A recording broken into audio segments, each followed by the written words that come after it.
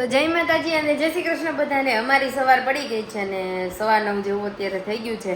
બધા પોતપોતાના કામે લાગી ગયા છે. આજે એક બહુ યુઝફુલ વસ્તુ અત્યારમાં હું તમને બતાવું. આ મેં છે ને વોલેટ લીધેલું છે.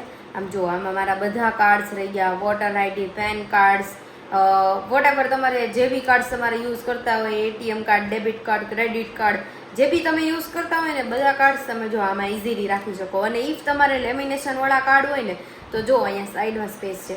ઇવન તમે અહીંયા ફોટા બી રાખી શકો. તમારું આઈડી કાર્ડ હોય, ઓફિસનું, સ્કૂલનું, કોલેજનું, વોટેવર કંઈ પણનું હોય તો એ તમે છે ને અહીંયા મૂકી શકો છો. આવી રીતે આમ પેક થઈ જાય. અને હજી એક વસ્તુ છે કે આમાં હજી કમ્પાર્ટમેન્ટ છે બે. આવી રીતે આ 3 કાર્ડ અહીંયા રહી જાય અથવા તો કેશ રહી જાય. અહીંયા આ જે દેખાય ને તમને એમાં બી છે ને સ્પેસ છે, એટલે એમાં બી તમારા કાર્ડ રહી જાય અથવા તો કેશ કંઈ પણ તમારે રાખવું હોય, જે કાંઈ તમારી અંગત વસ્તુ હોય. અને અહીંયા બી સ્પેસ છે આમ, એટલે કોઈ ઇસ્યુ જ નથી સ્પેસનો કે ભાઈ કાર્ડ નહીં રહે, પૈસા નહીં રહે. ઇવન તમારી પાસે સિક્કા બી હશે ને તો પણ પ્રોપરલી રહી જશે. એટલે આ વસ્તુ છે ને બહુ યુઝફુલ છે. તમે કદાચ ક્યાંક બહાર પાસપોર્ટના કામથી જતા હોય, ડોક્યુમેન્ટ ચેન્જિંગના કામથી જતા હોય તો એક જ સાથે છે ને તમારે આમ જો ખાલી બધા કાર્ડ આવી રીતે જ કરવાના. અને એ તમે આમ કરો ને તો પડે, બાકી એવી રીતે જ કંઈ કરવાનું આવે નહીં. આવી રીતે તમે આવું કંઈક વસ્તુ લઈ લો ને તો તમારી બધી વસ્તુ છે ને પ્રોપર મેનેજ રહે.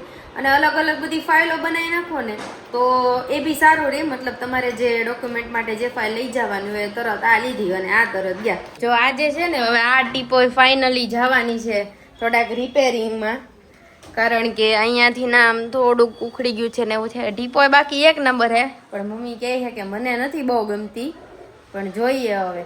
હમણાં આવે છે પેલા ભાઈ પિકઅપ માટે અને પોર્ટલ કરાવવાનું છે, હજીરા સુધી છે બસ. અને અઠવાડિયામાં આવી જશે પાછી ટીપોય. ટીપોય લેવા માટે કોણ આવે? નેમિસ કાકા આવે છે નીચેથી અને પટેલ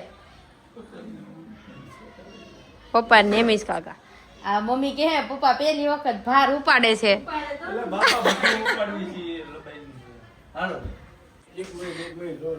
તો અહીંયા અમે પણ ઉઠી ગયા છીએ ક્યારનો, કેમ કે અત્યારે થઈ ગયા છે હવે સાંજના 6:45. હમણાં રાત પણ પડી જશે અને પપ્પા ગયા છે બહાર. અહીંયા મમ્મી કપડાં સંકેલે છે. તો કેવો કર્યો તમારો સન્ડે? બસ આ કપડાં હેકેલી સુકતા થઈ ગયા. હા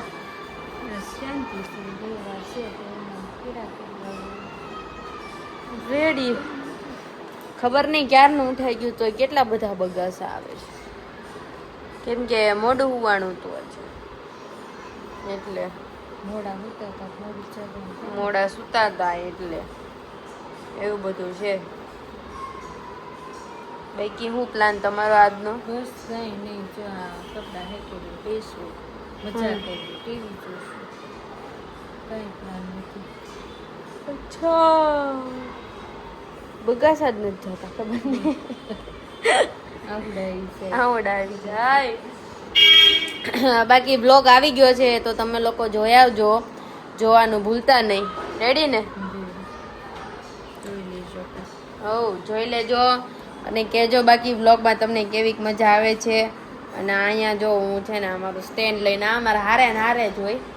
બહુ મોટું પણ સ્ટેન્ડ થાય છે, એક દિવસ તમને એ પણ બતાડીશ. બધા કહેશે બહુ સ્ટેન્ડ કરે છે, પણ હકીકત યુઝફુલની વસ્તુ છે એટલા માટે કીધું. લેવું હોય તો મેં તમને કીધું એમ લઈ શકો છો. સાથે સાથે રિમોટ બી છે. આ રિમોટ છે ને ત્યારે બ્લૂટૂથ સાથે કનેક્ટ છે, એટલે હું જેવું આમ આ બટનને પ્રેસ કરીશ ને એટલે ઓફ થઈ જશે. આ જે વિડીયો ઓન છે ને એ ઓફ થઈ જશે. બસ આવું બધું છે કાંઈક. હું મારો હોમવર્ક કરીશ અને બાકી હવે બહાર બતાવી દઉં હું તમને. મસ્ત બધા ક્રિકેટ રમે છે. અને આજે જે છે ને મમ્મીએ અત્યારે યુટ્યુબ ચાલુ કરી દીધું છે નિરાતે મસ્ત. એ લોકો નવરા થઈ ગયા છીએ અને અહીંયા મમ્મી, અહીંયા પપ્પા આવી ગયા. શું પ્લાન છે આજનો? જમવા જવાનો. રેડી. અમારે જો કાંઈક ને કાંઈક દર સન્ડે જવાનું જ હોય. બાકી બેકેન્ડમાં અમારે હે ને બ્લોગ જ હાલતો હોય આખો દિવસ. શું કેવું? બ્લોગ નહીં, બ્લોગ ના ના બ્લોગ વ્લોગ. મમ્મી કે ભાઈ રેવા દે ને ના આપણે મમ્મીને સ્કૂલમાં બેસાડવાના છે. તો પપ્પાએ બે ગયા. બાકી 2 દિવસ પછી પપ્પાનો બર્થડે એટલે કાલની રાત જ 2 તારીખે છે. કાલ 1 તારીખ છે. રેડી? કેવી ખુશી તમારા પતિના બર્થડે ની તમને? કેવી ખુશી? આપણને ખબર જ ન હોય ઈ તો બધું કોને ખબર ક્યારે બર્થડે હોય ને ક્યારે ન હોય ને દિવસ ફક્ત એવી રીતના વયા જાય ખબર એવું ફિક્સ ન હોય કે આ તે એનો બર્થડે ના દિવસ હોય મમ્મી કહે એવું ફિક્સ ન હોય પણ જન્મ તો ફિક્સ હોય ને. કોને ખબર કોને ખબર કેવા હોય એમ તો કહું છું કાંઈ કોઈ રે અને થોડાક દી પછી તમારો આવશે. મારી મને નથી ખબર વાહ તો કહું છું કે કોઈ કોઈને કાંઈ કોઈ ન ખબર બાને જ ખુદને ન ખબર હોય તો અમને શું ખબર હોય પેલા ક્યારે એવું તારે બધું તરત ને તરત બધું લખાઈ જાય એટલે ખબર પડે એ પેલા બિચારા ક્યાં કોઈને કઈ ખબર પેનવી નહોતી રેડી કોણ લખે ને કોણ વાંચે ને કોને ખબર રેડી. બાકી 2 તારીખે પપ્પાનો બર્થડે ને 6 તારીખે મમ્મીનો બર્થડે એટલે કોઈ જાજો એવો ગેપ જ નહીં સેલિબ્રેટ કરવા માટે. શું કેવું તમારું? 2 તારીખે પપ્પાનો બર્થડે બરોબર અને 6 તારીખે તમારો બર્થડે અને 15 તારીખે મમ્મીનો બર્થડે. બોલો લાઈનમાં બધાય. પછી પાછો જ્યારે 8મો મહિનો આવશે ને ત્યારે 25/8 ન્યા અમરેલી પપ્પાનો બર્થડે. આજે હવે કાલે આવશે ને રાત્રે ઈ પપ્પાનો બર્થડે અહીંયા. પછી 7મા મહિનામાં ઉર્વિશનો બર્થડે 8/7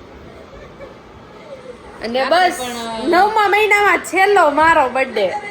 પુરુષનો બર્થડે તેમ કોઈ દે નથી ઉજવતા કારણ કે એનું તો હું છે ને ગૌશાળામાં અહીંયા ગૌશાળામાં બધું ગૌશાળા ગમે એ હોય માસી આવે છે રોટલી લેવા તે જેટલી થાય એટલી રોટલી કરે.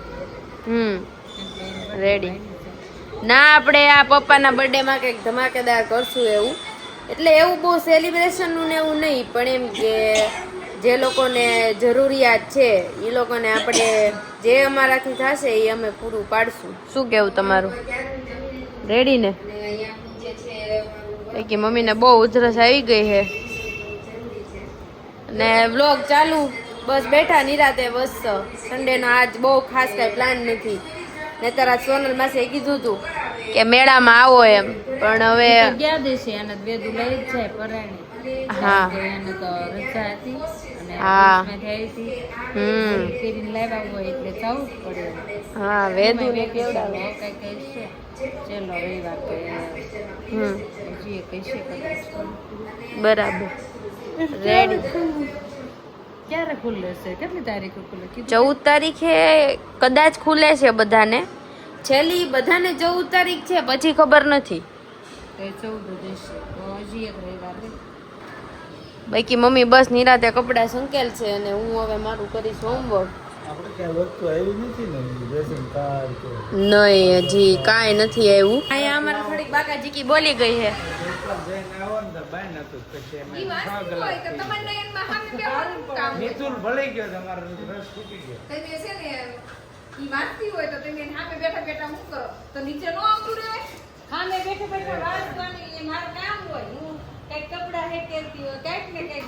હેલો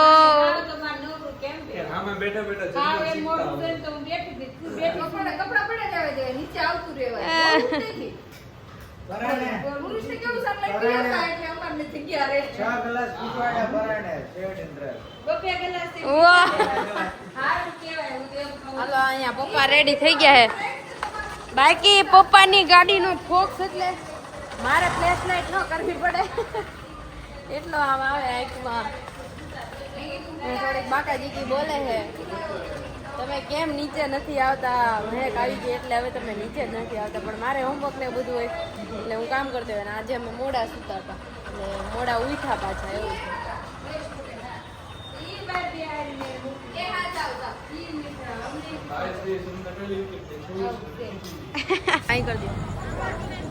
અત્યારે જમી લીધું છે અને હવે જઈએ છીએ ઘરે. બસ એઝ યુઝ્યુઅલ ઘરે જઈને હોમવર્ક ને મમ્મી બેસશે. મમ્મીનું એક જ કામ કે બ્લોગ જોયા રાખે આખો દિવસ અમારે. બાકી પપ્પા હવે ડાયા થઈ ગયા છે કારણ કે નથી હવે બહુ નથી રોતા લાવતા. બહુ ટાઈમ પછી એક આપણે રિવ્યુ લઈને આવી ગયા છે. This is the Dermaco's 2% kojic acid serum કે જે તમારા ડાર્ક સ્પોટ અને પિગમેન્ટેશનને જે છે ને રિમૂવ કરે છે. હવે હું તમને કહી દઉં કે ડાર્ક સ્પોટ શું છે ને પિગમેન્ટેશન શું છે. પિગમેન્ટેશન એટલે તમારી સ્કિન અનઇવન હોય, જેમ કે અહીંયાથી ને બ્લેક હોય તો અહીંયાથી પાછી વ્હાઈટ હોય, પાછી અહીંયાથી બ્લેક હોય, એવી રીતે આખી અનઇવન સ્કિન એટલે એ પિગમેન્ટેશન થઈ. અને ડાર્ક સ્પોટ કોને કહેવાય કે તમને એકને થતા હોય, નાની નાની ફોડકી થતી હોય, તમને પિમ્પલ્સ થતા હોય, એને તમે ફોડો છો ને પછી જે ડાઘ રહી જાય છે ને એને તમારે ડાર્ક સ્પોટ કહેવાના. બરાબર, આ એક વસ્તુનો ડિફરન્સ છે, એ તમે સમજી લેજો. હવે આ બે વસ્તુને છે ને આ રિમૂવ કરે છે આ સિરમ. આટલું જ સિરમ આવે છે 249 નું, અફોર્ડેબલ કહેવાય. 249 એટલે અફોર્ડેબલ જ કહેવાય, એટલા તમે ક્યાંય બહાર છે ને નાસ્તા કરવામાં ઉલાડી દેતા હશો. તો આ સિરમ છે ને એ બહુ સારું છે, હું યુઝ કરું છું ડેઈલીના બેઝિસ ઉપર. This is my second bottle. First bottle પૂરી કરી નાખી છે. હમણાં કેવું થાય કે ભાઈ કેરી ખાવાની રહીને તો મને બહુ ગરમી નીકળે છે ફેસ ઉપર, નહીતર ક્યારે મને આવી રીતે થતું નથી મોસ્ટલી. તો એના લીધે છે ને મને જેવી ફોડકી દેખાય ને ગાલ ઉપર કે નાક ઉપર કે ગમે ત્યાં, એટલે ફટ દઈને હું આમ ફોડી નાખું. હવે ફોડી નાખું એટલે જે પસ નીકળે છે એ પસ પાછું ન્યાનું ન્યા રહે. બરાબર, અને ફરી પાછું એની જગ્યાએ બીજી વખત થાય અથવા તો બીજી જગ્યાએ થાય. અને મારા હાથ છે ને એ ગમે ત્યાં અડતા તો હોય જ તે ફેસ ઉપર. એટલે એનથી જો તમારે દૂર રહેવું હોય તો તમે આ સિરમ લઈ લેજો. ડર્માકોનું છે. ઇફ તમારે લિંક જોતી હોય તો કમેન્ટ કરી દેજો, હું તમને મોકલી દઈશ પ્રોડક્ટના નામ સહિત. બરાબર, ગમે મેડિકલ સ્ટોરે તમને આરામથી મળી જશે. અને ટ્યુબનો બી રિવ્યુ આવશે. અત્યારે ઓલરેડી મેં લગાવેલી જ છે અને એ લગાવી લીધી હતી. ત્યાર પછી મારું મેં પ્લમનું રોસ્ટ અને મેં જે તમને મારા સેકન્ડ કે થર્ડ મિની, ફર્સ્ટ તો નહીં સેકન્ડ કે થર્ડ મિની બ્લોગમાં તમને બતાડ્યું હતું. બસ બાકી આવી રીતે છે. હજી બહુ બધી પ્રોડક્ટ્સ છે, as you can see it, કે બહુ બધી પ્રોડક્ટ્સ છે, બહુ બધી પ્રોડક્ટ્સ છે કે જેના રિવ્યૂ ધીમે ધીમે આવશે. હજી આ યુઝ થતા વાર લાગે. હવે ઘણાને એમ થતું હશે કે ભાઈ તું આટલું બધું વાપરે છો, બટ નહીં, એવું ના હોય. ડેઈલી બેસિસ ઉપર બધું યુઝ ના કરવાનું હોય. આ જે વસ્તુ કેવી છે કે ઇફ તમને કોઈ પ્રોબ્લેમ છે તો હું યુઝ કરું, નહીતર આ વસ્તુ એમનેમ ન પડી રહે. ડેઈલીનું મારું સ્કિન કેર રૂટીન જે એઝ યુઝ્યુઅલ હોય. હવે સનસ્ક્રીનમાં ઘણા ટાઈપ્સ આવે, બહુ બધા ટાઈપ્સ આવે બધા સ્કિન કેરમાં. તો એ એકોર્ડિંગ જે છે હું યુઝ કરું. એકને હોય તો અલગ સનસ્ક્રીમ, નોર્મલ સ્કિન છે તો અલગ સનસ્ક્રીમ, મારે બહાર બહુ તડકામાં જવું છે તો બ્રોડ સ્પેક્ટ્રમ SPF 60 વાળું સનસ્ક્રીમ. તો એવી રીતે ઘણા એના બધા ડિવિઝન આવે ને. બાકી મારી પાસે ઓઇલ્સ બી ઘણા બધા છે. હેર ઓઇલ્સ છે, ફેસ ઓઇલ્સ છે, આઈ ઓઇલ છે, મસાજિંગ ઓઇલ છે, કે જે એક તો બોડી મસલ્સને રિલેક્સ કરે. પ્લસ મસાજ શું કામ એને જરૂર છે કે તમારા બોડીને એકદમ નરિશ રાખે, મોઇશ્ચર રાખે. ઇફ તમારું સીબમ જે છે એ જતું રહ્યું હોય સ્કિનમાંથી ને તો એ પાછું લાવવાનું કામ કરે છે. આ વિડીયોમાં આટલું જ છે. હવે મળીએ સીધા કાલે. ત્યાં સુધી આવજો. જય માતાજી અને જય શ્રી કૃષ્ણ.